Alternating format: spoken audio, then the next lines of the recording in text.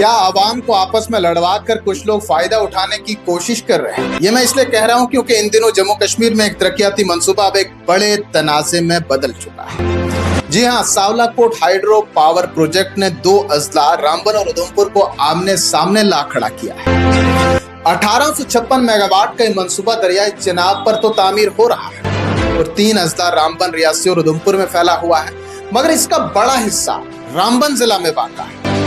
ये तनाजा उस वक्त शुरू हुआ जब बीजेपी के रुकने असेंबली पवन कुमार गुप्ता ने तजवीज दी कि प्रोजेक्ट तक जाने वाली मरकजी सड़क को उधमपुर से बनाया जाए। बाद में पावर हाउस को भी उधमपुर की तरफ 3 किलोमीटर मुंतकिल करने की बात सामने आई। जो ये खबर सामने आई उसके बाद रामबन की आवाम ने इस पर सख्त रद्द-ए-अमल दिया। वो कहते हैं कि जमीन, माहौलियाती असरात और कुर्बानियां ज्यादातर उनके जिला रामबन की हैं, मगर फायदा उधमपुर की आवाम को सामने रखकर किसी और को पहुंचाने की कोशिश की जा रही है। इसी खदशे के तहत सावलाकोट ज्वाइंट एक्शन कमेटी कायम की गई, जिसकी क़यादत एडवोकेट फेरोज अहमद खान कर रहे हैं। उन्होंने दो टोक और साफ अल्फाज में वाज़ेह किया है कि वो तरक्की के खिलाफ बिल्कुल भी नहीं, लेकिन नाइंसाफी भी कबूल नहीं करेंगे और मुतालबात पूरे ना होने पर बड़े पैमाने पर एहतजाज की वार्निंग देगा।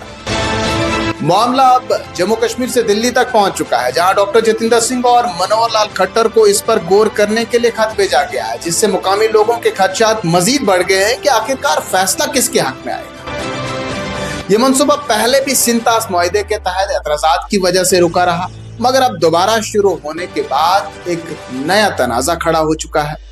रामबन की आवाम सड़क के रास्ते, मुआवजे, रोजगार और माहौलियाती तहफ़्फ़ुज़ जैसे अहम मुतालबात लेकर सामने आई। अब अंजाम क्या हो? अब सवाल सिर्फ एक सड़क या पावर हाउस का नहीं रहा, ये मामला हक, वसाइल और इलाके इंसाफ की जंग बन चुका है। अगर हुकूमत ने बरवक्त और शफाफ फैसला ना लिया तो अवामी गुस्सा बड़े पैमाने पर एहतजाज में बदल सकता है। दो अजला के दरमियान खलीज मजीद गहरी हो सकती है और एक अहम तवानाई मंसूबा फिर ताखीर का शिकार हो सकता है। लेकिन अगर दानिशमंदाना फैसले के साथ तमाम फरीकों को एतमाद में लिया गया तो यही मंसूबा रियासी, रामबन और उधमपुर के लिए तरक्की, रोजगार और इस्तेकाम की मिसाल भी बन सकता है। आखिरकार असल इम्तिहान यही है कि क्या तरक्की का फल बराबर तकसीम होगा या एक बार फिर किसी एक इलाके को इसकी कीमत चुकानी पड़ेगी। अब तीनों अजला की आवाम इस मामले पर क्या कहती है, अपनी राय का इजहार कमेंट बॉक्स में जरूर करें।